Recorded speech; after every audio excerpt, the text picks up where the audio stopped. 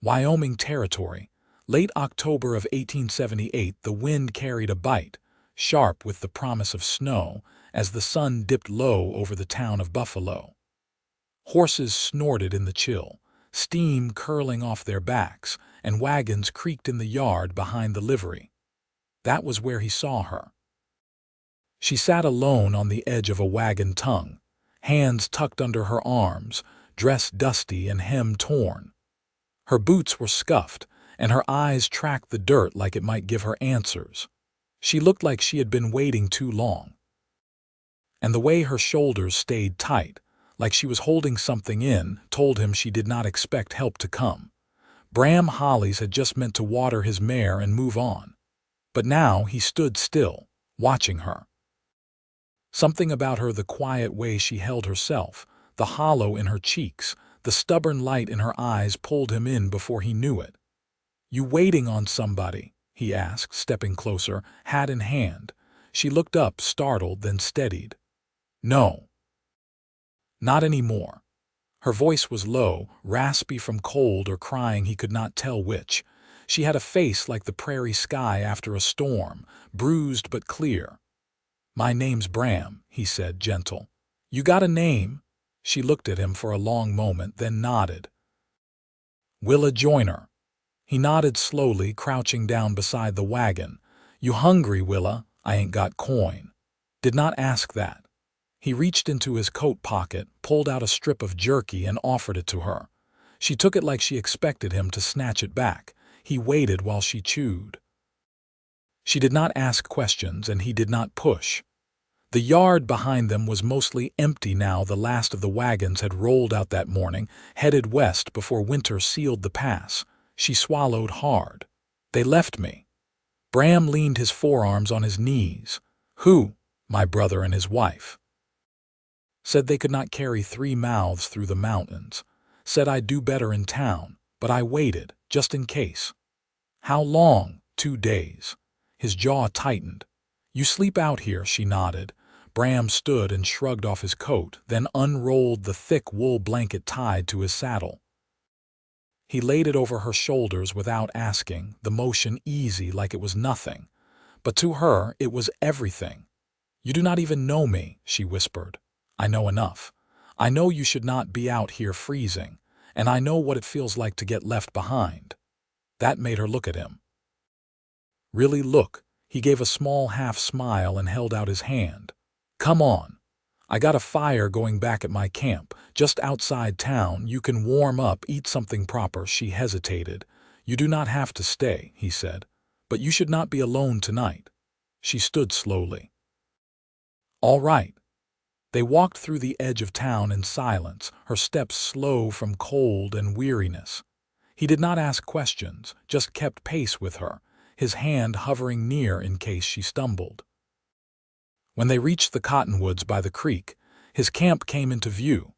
A small tent, bedroll, and a fire ring with coffee already warming. He pulled a tin from his saddlebag and handed her a biscuit and some beans. She ate slow, watching him like she still was not sure what to make of him. "You got family?" she asked after a while. "Used to," he said, poking at the fire. "Lost my brother in the war. Mama passed soon after, just me now." She nodded. "Me too. My folks died in Texas. Sickness swept through in the spring. My brother said we'd start over out west." He did not say what he was thinking, that her brother had no right calling himself kin after what he had done. Instead, he poured her a cup of coffee and sat across from her. They stayed like that a long time, the sound of the fire filling the silence. "You gonna stay in Buffalo?" he asked finally. Her eyes dropped. "I do not know where else to go." He looked over at her, at the way her fingers gripped the edge of the blanket like it was the only solid thing left in the world. "You could come with me," he said, quiet but sure. She blinked. "What?" "I got a stretch of land up north. Not much, but enough. Cabin's rough, but it is warm. I could use someone who knows how to keep a fire going and tell me when I am being an idiot." She stared at him. "I am not offering charity," he said. "I am offering a life beside me. If you want it." She looked down, then back up. You do not even know me. I know you sat alone for 2 days and did not give up. I know you got more grit than most men I have met. And I know I would like to know everything else. Her breath caught. You offering marriage, he nodded, steady. I am. Willa looked at the fire, then up at the stars. Then she looked at him. I have not had anything steady in a long time, she said. You could, he said. With me. She reached across the space between them and laid her hand on his. And for the first time in weeks, maybe months, she smiled. I think I would like that, Bram Hollies. He turned his hand over, lacing their fingers together. Then that is settled. By dawn, thin frost clung to the grass along the creek bank, and the canvas of the tent crinkled with cold. Willa woke to the scent of pine smoke and the low clatter of tin against iron. She sat up slowly, her muscles tight from days of strain, but the blanket Bram had given her still held a trace of warmth. He was crouched by the fire, coaxing heat from a few stubborn coals, his shirt sleeves rolled up to the elbows. He didn't speak right away, just handed her a strip of salt pork and a fresh tin of beans, warmed through and steaming. Thank you, she said, her voice clearer now, steadier. He nodded once, then sat across from her, chewing his own breakfast in silence. The air between them felt different, less like strangers, more like two people trying to figure out how to share the same space without crowding it. After a few bites, she asked, What's your land like? Up north, I mean. Cottonwoods along the river, good soil, got a slope behind the cabin that catches the morning sun. Elk pass through in the fall and the creek runs clean most the year. He paused, then added, Roof's patched good, keeps the weather out. Her lips tilted barely. Sounds better than a wagon yard. He looked at her hands, raw around the knuckles. You ever worked a homestead before? Not mine, no. But I helped my ma in Texas, knew my way around a root cellar and a churn before I turned 12. She wiped her fingers on her skirt. I can mend too. And I'm not afraid of hard work. You'll need to be, Bram said, not unkindly. Winter's early around those parts. We'll have to cut wood near every day to keep ahead of it, and there's fence to mend come spring. She nodded like she'd already begun building it in her mind. I can learn fast. He studied her a beat longer. You'll have your own say in things. I don't take to barking orders. I don't take to being barked at, she said, eyes meeting his. Something passed between them, then an understanding not spelled out but firm as a handshake. After they broke camp, Bram lashed their gear to his pack horse. Willa helped without being asked, tying knots with practiced hands. She didn't look lost anymore, just tired in a way that would ease once she had steady ground beneath her feet. As they rode out, she asked, How far's your place? 1.5 if we cut through the pass, 2 if we take the long way around. She adjusted her shawl against the wind. I can manage. They rode in tandem, not pressed for words. The trail turned narrow where the hills rose, ochre and pine covered, and the sound of hooves softened on dry needles. Somewhere ahead, a hawk cried, circling high over the ridge. At mid-morning, they paused by a stream to water the horses. Willa dipped her hands, letting the cold run over her wrists. Bram fished a tin from his saddlebag and offered her dried apples. As she chewed, she glanced sideways. Why'd you stop at the livery yesterday? To check my mare's shoe. She'd thrown one the day before. She considered that. So if she hadn't, you wouldn't have found me. No, he said, watching the water. But I reckon I was meant to. She didn't answer, but her gaze lingered on him a moment longer than before. That night they camped beneath a stand of aspens, their leaves rattling like coins in a tin. The fire was smaller, careful in the dry brush, and they sat close by necessity. Bram offered her the warmer side of the bedroll and used his saddle for a windbreak. As the stars came out, she said, I used to be scared of woods at night, thought coyotes would come for me. He looked over. "You still scared?" She shook her head. "Not tonight." He didn't reach for her, didn't press. Just let the silence settle. When she lay down, she turned to face him. "You always this quiet?" "Only when I've got something worth listening to." That made her laugh, soft and surprised. He watched her settle in, her face turned toward the firelight. She looked less like someone surviving, more like someone beginning. And for the first time in too many years, Bram felt the shape of something solid and real forming alongside him, not a rescue, not a burden, just the start of a life neither of them had planned, but both had decided to claim.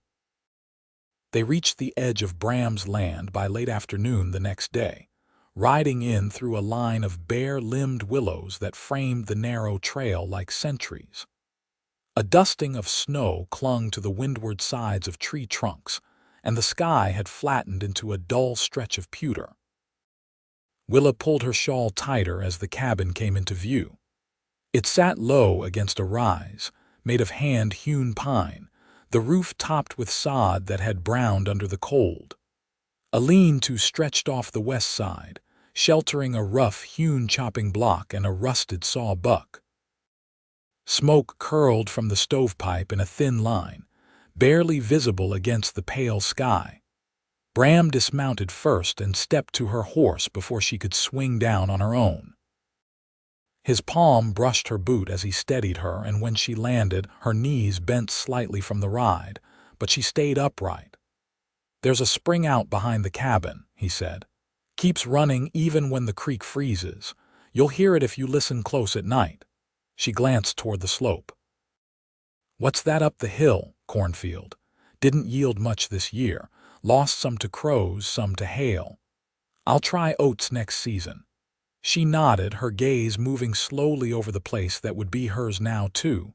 He watched her eyes, not her mouth, to see what she thought. She didn't smile, but her shoulders dropped half an inch, and she moved toward the porch without hesitation.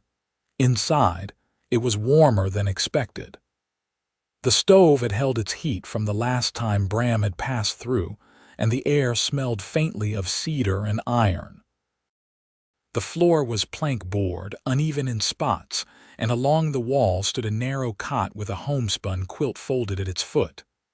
"I'll build another bed," he said, "or widen this one, whichever you'd rather."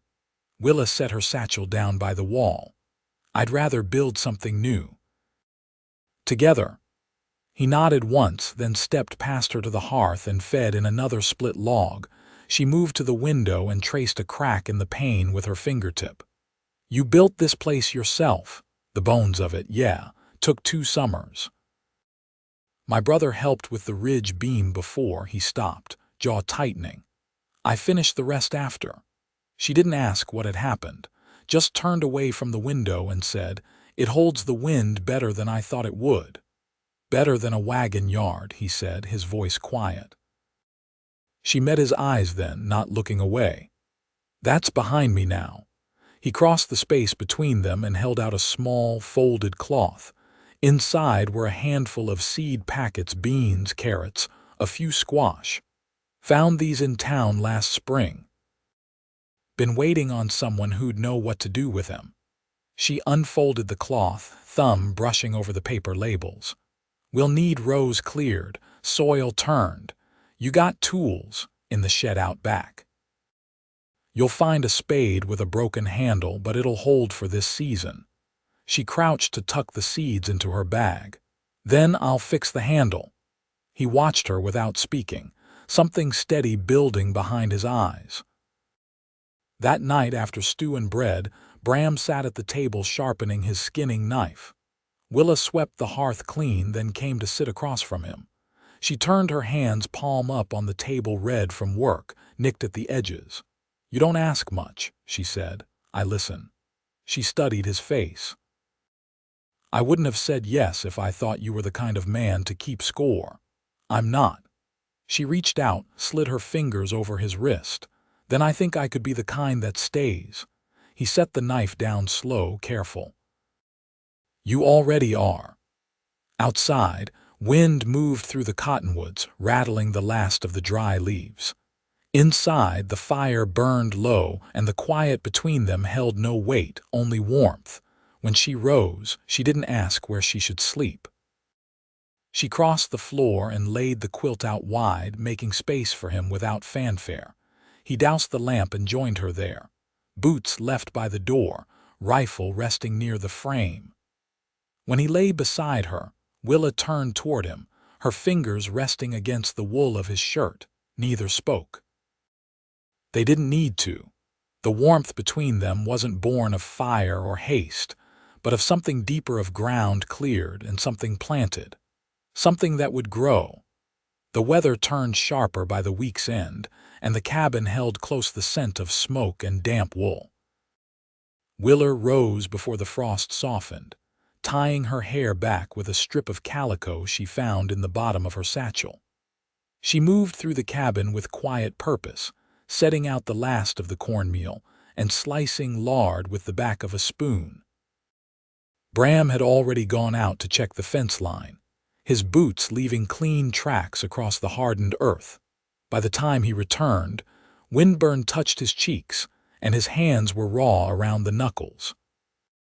He leaned against the doorframe, watching her knead dough into a rough circle, her sleeves pushed to the elbows. "You always this sure-handed with bread?" he asked. She didn't glance up. "Not always, but I watched my mother's until I could match her by weight and feel." She said good bread didn't need measuring, just knowing. He stepped inside and hung his coat by the stove. "Fence'll hold another month. After that we'll need posts cut from the lower grove. I'll come with you. I've handled an axe before." "I believe it," he said, settling at the table. She paused, looking at him over her shoulder. "You ever get used to the quiet out here?" he considered. "Depends on the kind. There's the kind that follows you when you've lost too much. And the kind that comes when you've built something that don't need words to stay standing." Willa slid the skillet onto the stove and wiped her hands on her apron. "I think I'm still learning which kind this is." He didn't answer, but she caught the way his gaze lingered on her face, like he was taking measure of something settled and good. That afternoon, she walked the ridge behind the cabin, the hem of her skirt catching on dry grass and ice-bitten sage. Bram followed with a sharpened spade slung over one shoulder. They stopped at a patch of earth near the edge of the tree line, the ground dark beneath a layer of frost. "Spring's still a ways off," she said. "We can work the soil anyway. Let it breathe through winter. Makes for stronger roots come thaw." She knelt, pressing her palms to the ground. "There's loam beneath this, I can tell by the smell." Bram set the spade down and crouched beside her. "You got a good sense for it." "I had to. Back in Leno County, if your garden failed, you went hungry." They worked side by side, breaking apart the frozen crust, turning the earth in slow, even rows. Willa's breath came in clouds, her face flushed from the cold. Bram said little, content in the rhythm of labor beside her. As the sun dipped below the ridge, they sat on their heels, dirt under their nails and the new rows stretching behind them like a promise. Willa tucked her hands beneath her shawl and looked out toward the trees. "I never thought I'd end up in Wyoming," she said. "What did you think?" "I thought I'd marry some rancher in Texas, live 2 miles from my brother and spend my days boiling laundry and raising babies." She glanced at him. Then sickness came, and everything after that was just surviving. Bram didn't reach for her, but his voice softened. "You're not just surviving now." She looked down, then nodded. "No, I'm not." That night she sat by the hearth mending a tear in his shirt while Bram carved a handle for the spade. The lamplight caught in the grooves of his hands, each motion patient and sure. "You were alone a long time," she said. He didn't look up. "Long enough to forget how to speak without being answered." "You haven't forgotten." He set down the blade and met her eyes. "You make it easy to remember." The fire cracked once, then settled. Willa folded the shirt and rose, placing it beside his tools. She didn't say another word, just came to him, her hand resting lightly at his shoulder before sliding down to his wrist. He stood, slow and careful, when they lay beside each other that night. Neither reached first. But somewhere between the hush of wind outside and the warmth beneath the quilt, her hand found his. He didn't squeeze it. He didn't need to. And in the quiet, there was no space left for anything but peace. March came with silver light and the brittle scent of thaw. The hard crust of snow peeled back from the hilltops, and streams trickled again where ice had gripped them silent for months. Willa stepped out onto the porch just after dawn, her shawl pulled tight, eyes fixed on the slush-soft rows they'd turned before winter settled in. The soil would need airing again, but it was beginning. Everything was. Inside, Bram bent over a short plank of pine, shaping it with a draw-knife. The stool he was building had taken him 3 evenings, not for lack of skill, but because he worked slow when it was for her. He looked up when she came back in, her cheeks red from the wind, her boots wet to the laces. "Creek's running clear again," she said, unfastening her outer skirt. "I saw trout holding under the bank." He set the plank aside. "We'll bring the lines down this week. Maybe set a trap or 2 for muskrat." She hung her shawl by the stove. "I'd like that." He watched her a moment, the quiet between them easy now, no longer filled with the uncertainty of first steps.